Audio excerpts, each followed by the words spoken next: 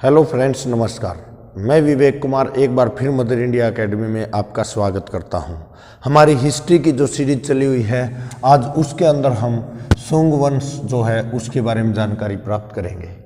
सुंग वंश का जो कार्य है वो 184 ईसा पूर्व से लेके और 75 ईसा पूर्व तक रहता है। तो देखिए, इसका संस्थापक कौन है? पुष्यमित्र सुंग है। और पुष्यमित्र सुंग जो है ये एक ब्राह्मण था भाई। क्या था? एक ब्राह्मण। और हिंदू धर्म को मानता था, या फिर यूं कह सकते हो सनातन धर्म को मानता था। तो देखिए, हर धर्म के कोई ना कोई अनुयायी रहे हैं, लेकिन हिंदू धर्म में या तो पुष्यमित्र सुंग, और इससे पहले जैसे कि हम पुस्तकों में पढ़ते हैं कि श्री राम या श्री कृष्ण को भी क्या माना गया है? हिंदू धर्म का मतलब जैसे प्रचार प्रसार के लिए माना गया है। तो इसके अलावा जैसे ही ये राजा बना तो इसने क्या किया? पाटलिपुत्र से अपनी राजधानी उज्जैनी बना ली थी, जिसको जो कि विदिशा भी मतलब कहते हैं, तो उसको बना लिया था। बेसनगर भी कह सकते हो आप इसको, ठीक है। इसके अलावा हम बात करते हैं कि इस राजधानी को बनाने का, जैसे बेसनगर इसको कहा जाता है, बनाने का कारण क्या था? वहाँ पर मतलब जैसे है ना, जैसे ही कोई भी राजा पुराने राजा को मार के नया राजा बनता था, तो वहाँ पर उसका कुछ ना कुछ मतलब क्या होता था कि भाई उसको मानने से इनकार करने वाले लोग होते थे। इसलिए जहाँ पर इनका कंट्रोल ज़्यादा होता था ना, उसी को ये क्या करते थे? अपनी राजधानी बनाते थे। सबसे पहले जैसे ये राजा बना तो इसने 84,000 स्तूप जो कि अशोक सम्राट अशोक ने बनवाए थे बौद्ध धर्म के, उनको तुड़वाने का काम किया, ठीक है। वैसे देखिए कि अभिलेखों के माध्यम से शिक्षा देने वाला जो राजा रहा है पहला, वो सम्राट अशोक था। तो उसके 84,000 स्तूप तुड़वाए। और ये जैसे है ना, ये जानकारी कहाँ से मिलती है? अयोध्या अभिलेख से हमें इसकी जानकारी मिलती है कि भाई किसने? पुष्यमित्र सुंग ने क्या किया था? अशोक सम्राट के 84,000 स्तूप तुड़वाए थे। जैसे ही इसने तुड़वाए तो उसके बाद इसको एक एहसास और हुआ कि मतलब ये जरूरी तो नहीं है ना कि उसके सारे ही मतलब स्तूप क्या है? गलत हो। तो इसने फिर है ना, मतलब इसके बाद इसके जैसे है ना 2 स्तूप, कौन कौन से? बरहुत और सांची के जो स्तूप है ना, इनका पुनर्निर्माण भी करवाया। और पुनर्निर्माण करवाने के बाद जैसे है ना, काष्ठ वेदिका की जगह पे कौन सी? पाषाण वेदिका लगवाई। मतलब क्या हुआ? काष्ठ की जो दीवार थी ना, उनकी सुरक्षा बढ़ाने के लिए क्या की?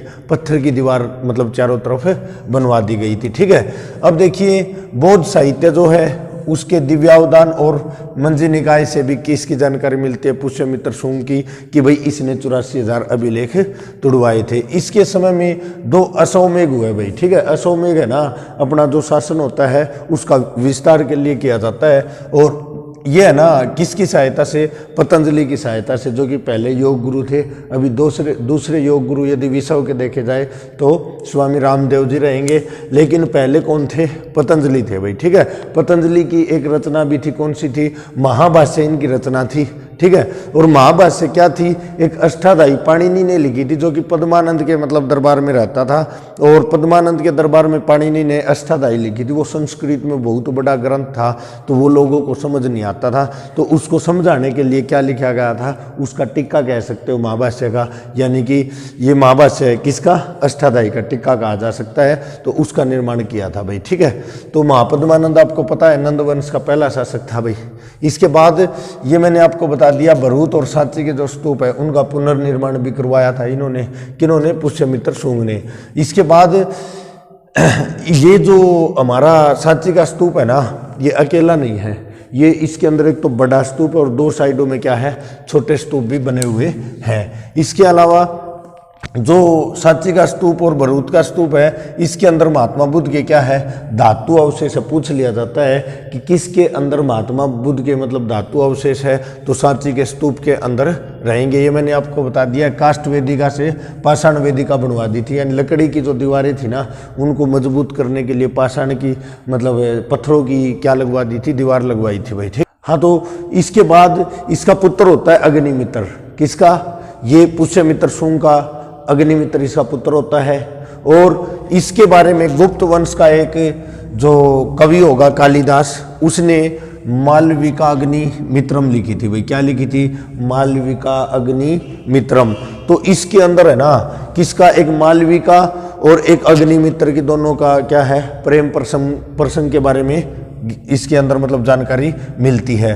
फिर जो अग्निपुत्र था ना, इसका अधिकारी कौन होगा? वसुमित्र होगा। और कहते हैं कि वसुमित्र ने है ना यवन कह लो या फिर यूनानी कह लो, ठीक है, तो या फिर मतलब जैसे इन्हीं को मतलब जैसे मिनांडर वगैरह था वो भी यवन का था या यूनानी था, ठीक है, तो उनको भी मतलब यवन शासक को भी हराया था भाई। यवन शासक कौन था? मिनांडर। मिनांडर को हराया था भाई। ये पूछ लिया जाता है किसने हराया था? शुंग वंश का वसुमित्र ने किसको हराया था? मिनांडर को हराया था भाई, ठीक है। बरहुत स्तूप जो है उसकी जो 1873 में अलेक्जेंडर कंगिनम ने इसको मतलब खोजा था भाई, ठीक है। बरूद का स्तूप जो है 1873 में किसने? अलेक्जेंडर कंगिनम ने इसको खोजने का काम किया था। यवनों ने अफगानिस्तान पे आक्रमण किया था, ये मान के चलिए कि ये पहला ही आक्रमण था भाई यवनों का भारत पे। और इन्होंने है ना जो अफगानिस्तान के अंदर क्षेत्र बैक्टीरिया था उसके ऊपर क्या कर लिया था? अपना अधिकार कर लिया था। यवन दो प्रकार के मतलब शासक थे भाई, वहाँ पर दो प्रकार के वंश थे जो कि वहाँ पर शासन करते थे। एक तो डेमेटेरियन वंश था, दूसरा यूके टाइरस वंश था भाई, ठीक है। डोमिटेरियस जो यहाँ का राजा था भाई, किसका? डोमिटेरियन वंश का। तो इसने मतलब पहला क्या किया था? यवन आक्रमण किया था भारत के ऊपर भाई, ठीक है। और भारत में कौन से हिस्से पर? पंजाब के ऊपर आक्रमण किया था। और यहाँ का जो सियालकोट है ना उसको अपनी क्या बना लिया था? राजधानी बना लिया था। इसके बाद हम बात करते हैं कि राजधानी बनाने के बाद 184 ईसा पूर्व मतलब ये इन्होंने क्या किया था? जैसे कि स्टार्टिंग जैसे शुंग वंश होता है तो उसी में यवनों ने क्या कर दिया था? आक्रमण। ये पेपर में आ जाता है कि यवनों ने आक्रमण किस वंश में किया था? शुंग वंश में किया था भाई, ठीक है। इसके बाद यूक्रेटाइरस जो थे इन्होंने तक्षशिला पाकिस्तान के अंदर जो है उसको अपनी राजधानी बना लिया था भाई। किसको बना लिया था? तक्षशिला को अपनी राजधानी बना लिया था। और जो ये यूक्रेटाइरस थे ना ये शुंग वंश के साथ मतलब इन्होंने बोल दिया कि हम आपके साथ मिलकर कार्य करेंगे। इससे इन्होंने मतलब इनकी लंबी सोच ये सोचते थे कि हमें मतलब यहाँ से भगाया ना जाए और जैसे यहाँ पे प्रभुत्व बनेगा तो हम अपना काम स्टार्ट कर देंगे भाई, ठीक है। तो इस वंश का सबसे शक्तिशाली है ना राजा मिनांडर होता था। कौन होता था? मिनांडर, जिसका वर्णन है ना मिलिंद पानों के अंदर भी मिलता है भाई, ठीक है। और ये आके किससे मिलता है? नागसेन से मिलता है। और नागसेन से मिलने के बाद है ना ये इतना प्रभावित होता है कि ये बौद्ध धर्म को अपना लेता है। किसको अपना लेता है? बौद्ध धर्म को। और युद्ध करना छोड़ देता है और इसके बाद इसका क्या हो जाता है? पतन हो जाता है भाई, ठीक है। इसकी जानकारी हमें है ना एक पुस्तक है द एरिथेरियन सी, द एरिथेरियन सी या लाल सागर के नाम से, उसके अंदर मतलब इसकी जानकारी मिलती है। इसका जो लेखक है उसका आज तक पता नहीं लगा है तो ये अज्ञात रहेगी भाई, ठीक है। एक गुजरात के अंदर बंदरगाह है भाई, बोड़े बंदरगाह, ठीक है। वहां से भी मतलब हमें सिक्के मिले, किसके? मिनांडर के सिक्के मिले भाई, ठीक है। हिंदी यवन शासक भी बोलते हैं इनको, क्या बोलते हैं? हिंदी यवन शासक या यवनों के सिक्के या फिर मिनांडर के सिक्के, ठीक है। इसके बाद विदिशा को देखिए मैंने बताया बेसनगर भी कहते हैं। यहाँ पे एक गुरुड़ स्तंभ है भाई, ठीक है। गुरुड़ स्तंभ जो कि भगवान विष्णु से संबंधित रहेगा। यूक्रेटाइरस वंश के जो राजा होते थे ना उन्होंने शुंग वंश के अंदर भिजवाए थे भाई। और उस समय शुंग वंश का 9वां राजा चल रहा था। कौन सा चल रहा था? 9वां राजा चल रहा था, उसके पास भिजवाया था भाई, ठीक है। और ये लेकर कौन आया था? इनका ना यूक्रेटाइरस का क्या होता था? एक राजदूत होता था हेलियोटोरस। हेलियोटोरस ने मतलब इसका निर्माण करवाया था यहाँ पर मतलब आने के बाद, ठीक है। इसके बाद हम बात करते हैं नासिक और कार्ले के चैत्य मंदिर जो है उनका निर्माण भी मतलब किसके समय में हुआ? शुंग वंश के समय में हुआ है। शुंग वंश का जो अंतिम राजा था ना वो कौन था? देवभूति था। कौन था? देवभूति। और देवभूति को मार के वासुदेव क्या करेगा? कण्व वंश की स्थापना कर देगा भाई। किसकी? कण्व वंश की स्थापना कर देगा 75 ईसा पूर्व भाई, ठीक है। इसके बाद हम बात करते हैं मनुस्मृति की रचना भी शुंग वंश के अंदर होती है। गुरुड़ स्तंभ की स्थापना भी कब? ये हमारी इसके शुंग वंश के अंदर होती है।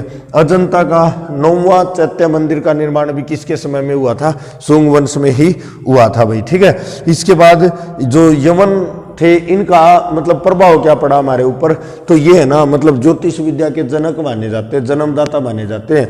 ये गार्गी संहिता जो है ना जो कि गार्गी नामक महिला ने लिखी थी उसके अंदर हमें ये जानकारी मिलती है कि ज्योतिष के मतलब बहुत ज़्यादा जानकार थे, तो ज्योतिष के जन्मदाता माने जाते हैं। और एक हमारे ब्राह्महीर, ब्राह्महीर जो है ना, उन्होंने भी यवनों को क्या कहा है, जन्मदाता कहा है, किसका, ज्योतिष का। लेकिन ये क्या थे, ये बर्बर भी होते थे।